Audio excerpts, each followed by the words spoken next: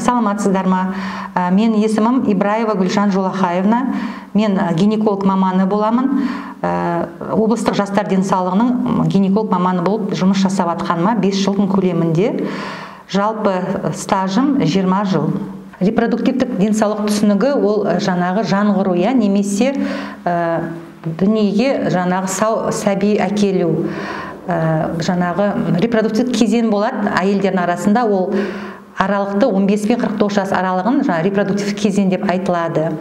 Енді мен осы жастар орталығына жұмыс жасағандықтан көбінесе жасөспірім балдарға, жастарға айтатынымын, жүктілікті жоспарлаған дұрыс. Жылына бір рет болса да өзінің денсаулығына жаңағы мән беріп, тексеруден өтіп, жаңағы бір ақаулықтар анықталып жатса, соны емдеп, жүктілікті жоспарлауды кеңес беремін. Көп жүктілік кезінде асқынулар анықталып жатады. Сол асқынулар жаңағы ана өліміне немесе сәби өліміне әкеліп жатады. Енді жаңағы бедеулік дегеніміз, ол жас отбасы бір жылдан көп кезден кейін жүктілік болмаса, сол кезеңді біз уже бедеулік деп айтамыз. Бедеулік деген өзінің факторлары болады. Жаңағы ана жақтан факторлар, ол жаңағы түтік бітуі болуы мүмкін, немесе жатырда, немесе жатыр мойнында патологиясы болуы мүмкін, немесе аналық бездің патологиясы болуы мүмкін. Және ер азаматтардан мужской фактор деп айтылады ғой. Сол бедеуліктің жаңағы түрлерін анықтап, біз ем тағайындалады. Тағы да жаңағы ол ем нәтижесін бермеген жағдайда жаңағы түтік бітелуі және мужской фактор деген екі себепте біз жаңағы осы отбасыны экоға жолдаймыз. Қазір эко сол екі факторда тегін қарастырылған. Енді бедеулікті алдын алу мақсатында мен жаңағы айтып кеттім ғой, жүктілікті жоспарлау керек деп, барлық тексеруден өтеді, жаңағы өзінің ағзасында жаңағы қан гемоглобин нормама соны біледі, инфекция ағзасында бар ма, инфекцияларға тексеріледі міндетті түрде.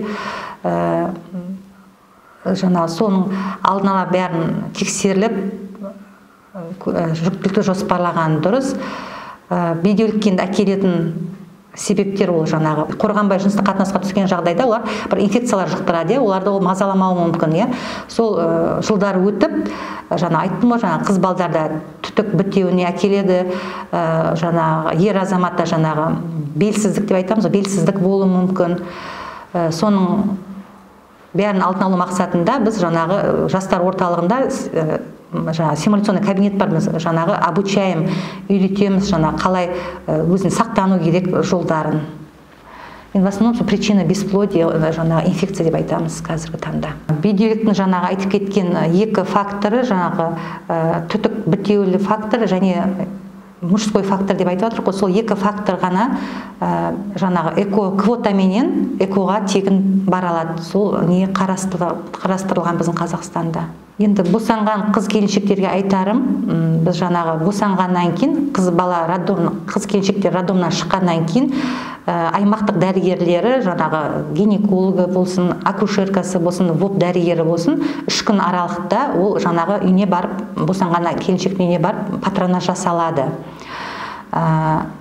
Сосын патронаж жасалып, қан қысымын өлшейді, сүт бездерін қарайды, бөлінділер қарайды, температурасын міндетті түрде өлшейді. Қыз келіншектерге айтатыным, босанғаннан кейін 40 күнге дейін өзіне күтіну керек. Себебі ол деген мысалы салқын тимеу керек, енді қазіргі таңда алдын алу мақсатында өзінің гигиена сақтау керек та. Жылы киініп жүру, 40 күнге дейін қыз келіншектер күтіну керек, себебі ағзалары олардығы әлсіз, сосын қыздарға келіншекке айтатыным, жыныстық қатынасқа да 40 күн ішінде түспеу керек, себебі сондай осложнениемен түсатқандар болады, өзінің обострение, температура түсетін болған жағдайдан біз 40 күнге дейін сондай нелерден күтініп, 40 күннен кейін міндетті түрде гинекологқа келіп, сол жүктілік жоспарлау мақсатында жаңағы тексеруден келіп өтеді.